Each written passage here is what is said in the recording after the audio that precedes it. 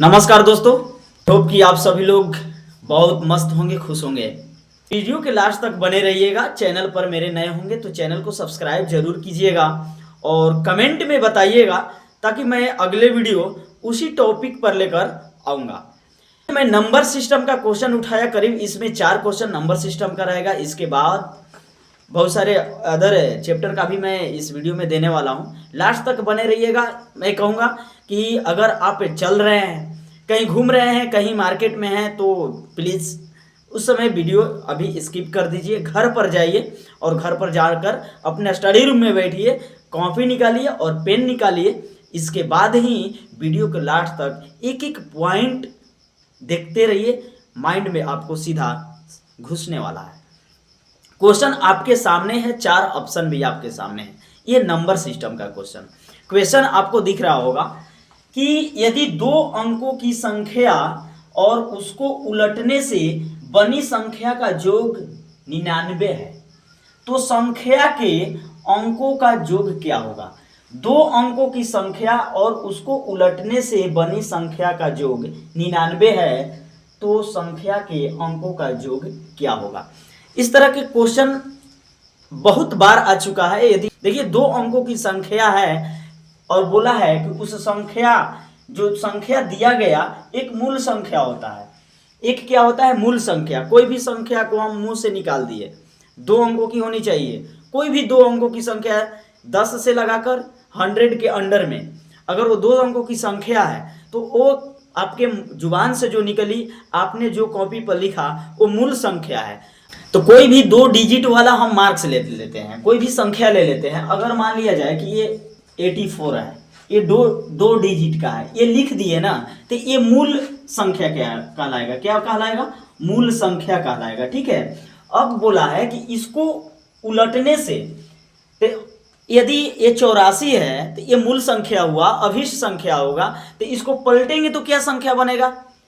तो पलटेंगे तो जो इकाई के स्थान पर है वो दहाई बन जाएगा और जो ये दहाई है वो इकाई बन जाएगा।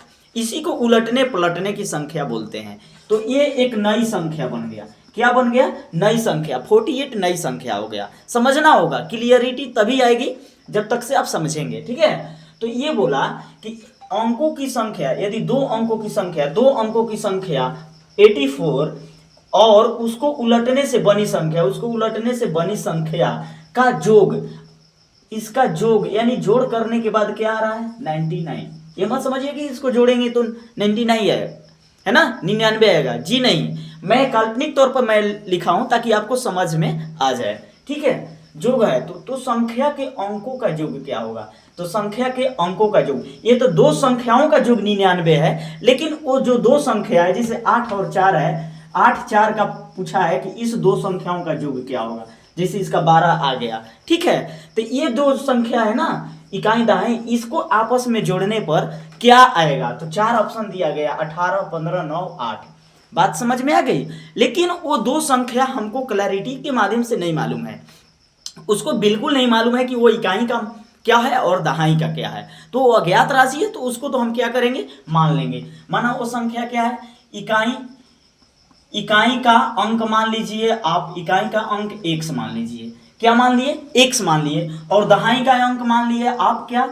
y मान लिए। तो इस तरह से मूल संख्या जब बनाएंगे तो मूल संख्या क्या प्राप्त होकर, देखिए कभी भी अगर कोई संख्या है 84 है तो इकाई का स्थान पर 8 है, तो इसका हम एक्सपेंड करेंगे, इसको फैलाएंगे। तो दहाई का मान 10 होता है तो 8 गुणे 10 लिखेंगे या 10 गुणे 8 लिखेंगे। अब प्लस 4 लिखेंगे। देखिए 84 आ गया है ना, 10 गुणे 8 प्लस 4 लिखेंगे। इसी प्रकार यहाँ इकाई का अंक x है ना, x, और दहाई का अंक y है। तो इस yx को कैसे लिखेंगे? 10y प्लस x होगा। ये मूल संख्या कहलाएगा। क्या कहलाएगा? मूल संख्या कहलाएगा। और बोला कि इसको पलटने से, क्या पलटने से? तो पलटने से कौन सी संख्या बनेगा? तो पलटने से बन जाएगा 10x प्लस y। क्लियर हो रही है बात? या 2 संख्या मान लिए, मूल संख्या 10y प्लस x और पलटने से 10x प्लस y। अब बोला है कि इस दोनों का योग क्या है? 99 है ना, 99 यानी 99। तो 10y प्लस x और 10x प्लस y को जब जोड़ रहे हैं इस दोनों को तो क्या मिल रहा है, 99 मिल रहा है।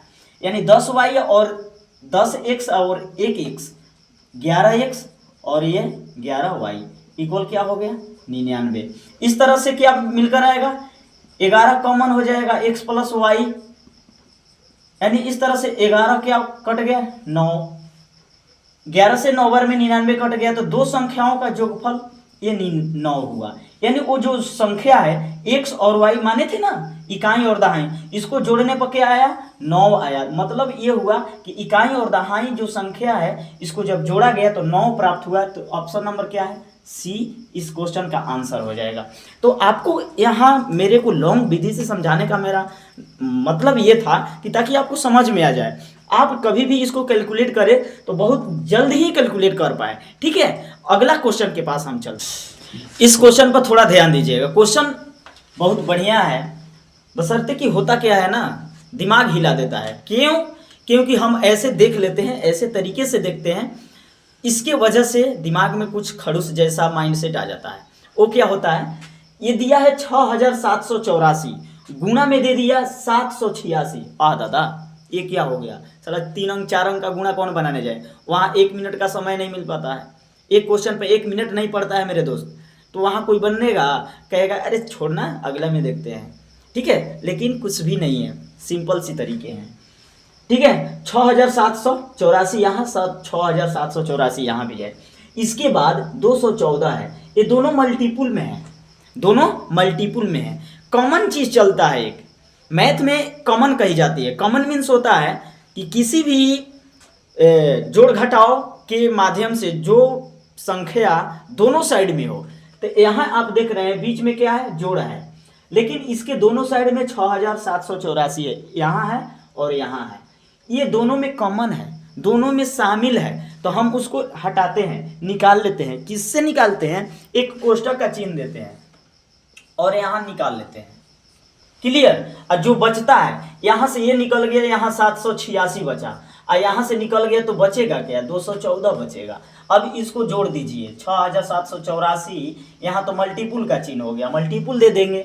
इसके बाद 4 6 10 हो जाएगा, 1 या 8 9 एक हंसी लिया, 10 की 0 हासिल, 2 7 9 1 10।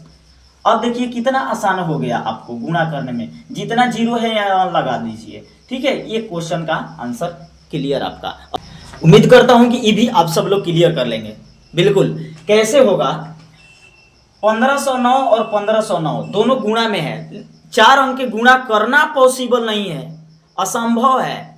क्यों असंभव है? क्योंकि 1 मिनट के अंदर करना असंभव है। पॉसिबल तो है कि गुणा कर डालेंगे, लेकिन 1 मिनट के अंतराल के अंदर में करना ये पॉसिबल नहीं है। तो कैसे पॉसिबल होगा, तो यहाँ थोड़ा सा मेथड लगाना है कि ये जो बैठा हुआ है ना, ये डबल लिंग है, हम इसको क्या कर लेंगे, 1509 का स्क्वायर कर लेंगे। क्या करेंगे, 1509 का स्क्वायर। एक इसमें खासियत बना है कि 1500 और प्लस 9 इस दोनों को तोड़कर ऐसे भी लिख सकते हैं। इस तरह से हम देख रहे हैं कि a प्लस बी के होल स्क्वायर पे ये दोनों बैठ गया कि ना बैठ गया, a स्क्वायर और plus 2ab plus b square हुआ ना। इस पर बैठा देंगे, a का मान 1500 का स्क्वायर हो जाएगा, प्लस 2 इंटू a का मान 1500 फिर आ गया, गुणे b का मान 9 आ गया, प्लस फिर b है, b का मान 9 का स्क्वायर हो जाएगा। 1500 का स्क्वायर करेंगे तो 15 का केवल स्क्वायर करेंगे तो 15 का 225 हो जाएगा, और जो डबल जीरो है इसका जब स्क्वायर कीजिएगा तो 4 गो जीरो हो जाएगा, 4 गो जीरो बच जाएगा। ठीक है, और प्लस 15 दूना 30, 30 नवा 27, 270 हो गया, 15 दूना 30 और 9 3 27, 270 में 2 गो जीरो यहाँ ऐड कर दीजिए, और 9 नवा 81। अब मेरे दोस्त अब क्या करेंगे, अब इसको ऐड करना है। कितना सिंपल सा है, ज्यादा से लगेगा समय तो 1.5 मिनट का लगेगा। ठीक है, दोनों जगह पर 81 हो गया, ये तो खेला खत्म हो गया। जीरो और इस जीरो को जीरो जोड़ेंगे, 7 को जीरो के साथ 7 हो जाएगा, 2 को 5 के साथ 7 होगा, और डबल 2 ऐड हो जाएगा। इस तरह से इसका आंसर हो गया, ये 81 है लास्ट में। ठीक है, ये क्वेश्चन जो है पूछा है 476 गुणे 198 गुणे 359 गुणे 242 में इकाई का अंक क्या होगा। मतलब इस चारों संख्याओं में जब हम गुणा करेंगे तो गुणा करने के बाद जो इकाई का अंक होगा वो क्या होगा उसको बताना है। कितना ज़बरदस्त है ना। दिमाग में इतना ठेस तो ज़रूर पहुंचाया होगा यार, इतने बड़े बड़े कैसे गुणा करेंगे। अब गुणा करना पड़ेगा, ये चारों से आपस में क्या करना पड़ेगा, गुणा करना पड़ेगा। पता चलेगा कि 10 मिनट का यही ले लिया है ना। तो एक नंबर सबका वेरिएबल एक ही होता है दोस्त। जितने भी मार्क्स बेसिस पर आपको कंपटीशन हो रही है, जो आपको क्या मैथ का हो या रीजनिंग का हो, सबका वैल्यू एक ही नंबर होता है। तो हम क्यों बड़े बड़े क्वेश्चनों में उलझे रह जाएं, क्यों अपने दिमाग को ऐसे टेढ़े टेढ़े क्वेश्चनों में उलझा कर रखें। लेकिन उलझता तब है जब हमको नहीं आता है ना। तो सुलझाना सीखिए, क्या नहीं, दिमाग जिंदगी उलझा हुआ है साला। जिंदगी ही ऐसे समस्याओं से उलझा है कि निकलना मुश्किल है। लेकिन समस्याओं का समाधान जरूर है, केवल समाधान जानना जरूरी है। ठीक है, तो यहाँ 4 संख्याएं दी गई। एक टेक्निक है कि इस तरह की कोई भी संख्या हो, चाहे 5 को दे दे या 10 को दे दे, और बोले कि इसका इकाई का अंक क्या होगा, इसके गुणनफल जब निकाला जाए तो इसके इकाई का अंक क्या होगा, तो कैसे कैलकुलेट करेंगे। इसके इकाई के अंक को हम पकड़ लेते हैं। इसका 6 है और इसका 8 है, इसका 9 है और इसका 2 है, और इसमें मल्टीपुल करते हैं। कितना इजी है, 8 6 के 48, 48 नवा, अब जो आएगा उतना नवा। लेकिन एक बात ये भी क्लियर है कि अब 48 में 9 से गुणा कीजिए, लेकिन कुछ ऐसे भी कॉमन चीज लगाइए कि कहां से हम गुणा करना शुरू करें कि वो भी तरीके बहुत जल्द ही हो जाए। देखिए कैसे, 9 दूनी 18, ठीक है, 18 8 44 से 144, 6 गुणे 144। अब देखिए 6 चौका 24, इकाई का अंक यही आ गया, 4 ही होगा इसका इकाई। 6 चौका 24, 6 चौका 24 और 2 6 20, और 6 का 6 2 8, तो इसका इकाई अंक क्या है, 4 आया। इस तरह से टोटल में अगर गुणा करते हैं तो इकाई अंक क्या निकल कर आएगा, 4 आएगा। क्लियर हो गया। यहां देख रहे होंगे कि यदि a तथा b ऐसे धन पूर्णांक हैं कि a square minus b square equal 19 है, तो a का मान क्या होगा, a का मान बताना है। a square minus b square का वैल्यू दिया है 19 दिया है, ठीक है। तो हमको जो दिया रहता है, बार बार मैं कहता हूं कि जिसका मान जो दिया रहता है वहीं से अगर हम स्टार्ट करते हैं तो सोल्यूशन आपके पास मिलती है। क्या करेंगे, जो दिया है a square minus b square, यहाँ दिया a square minus b square बराबर 19 दिया है। अब हमको मालूम होगा, आपको मालूम होगा कि a square minus b square बराबर होता क्या है। तो क्या होता है, a plus b into a minus b equal 19 है। अब दोस्त मैं बताना चाहूंगा कि किसी भी संख्या में गुणनफल 1 जो होता है साइलेंट होता है। तो इसमें हम 1 से गुणा करेंगे, तो अब आप ही लोग बताइए कि a प्लस बी का वैल्यू 19 होगा, a माइनस बी का वैल्यू क्या हो जाएगा, 1 होगा कि नहीं होगा, बिल्कुल होगा, क्योंकि ये गुणा में है। तो यहाँ भी गुणा करके 1 कर लिए। इस तरह से आप यहाँ हम क्या करेंगे, चूंकि a माइनस बी बराबर क्या लिख देंगे, 1 लिख हो जाएगा 1। हमको a का मान निकालना है ना, a को हम इस साइड में सेम कर देंगे, तो क्या हो जाएगा, b बराबर क्या आएगा, 1 माइनस a हो जाएगा। इस तरह से b बराबर क्या आएगा, तो a माइनस 1 आएगा। अब हम क्या करेंगे दोस्त कि a प्लस बी इक्वल 19 आया। b का वैल्यू क्या कैलकुलेट करेंगे, a माइनस 1 करेंगे, तो a plus a minus 1 equal 90, ये उधर जाएगा और a को जोड़ेंगे तो क्या आएगा, 2a। 19 प्लस 1 यानी a बराबर आपका क्या आ गया, 20/2 आ गया। a का वैल्यू आपको क्या निकल कर आया, 10। ऑप्शन डी सही होगा। तो क्वेश्चन को इस तरह से हम कैलकुलेट करेंगे तो एक क्वेश्चन के आधार पर खुद से कितने क्वेश्चन हम जनरेट कर सकते हैं, ठीक है। तो आज इस वीडियो में मैं इतना ही बताने वाला था, और इतना बताकर आपको अगले वीडियो के लिए मैं आप वेट कीजिए। मैं इसी तरह के बहुत सारे क्वेश्चन आपके पास वायरल क्वेश्चन रखूंगा। ये वायरल क्वेश्चन है, कई बार एग्जाम में आ चुका है, पॉसिबिलिटी है कि इस बार भी आपकी तैयारी में जो कर रहे हैं उसमें आएगा। मिलते हैं नेक्स्ट वीडियो में। जय हिंद।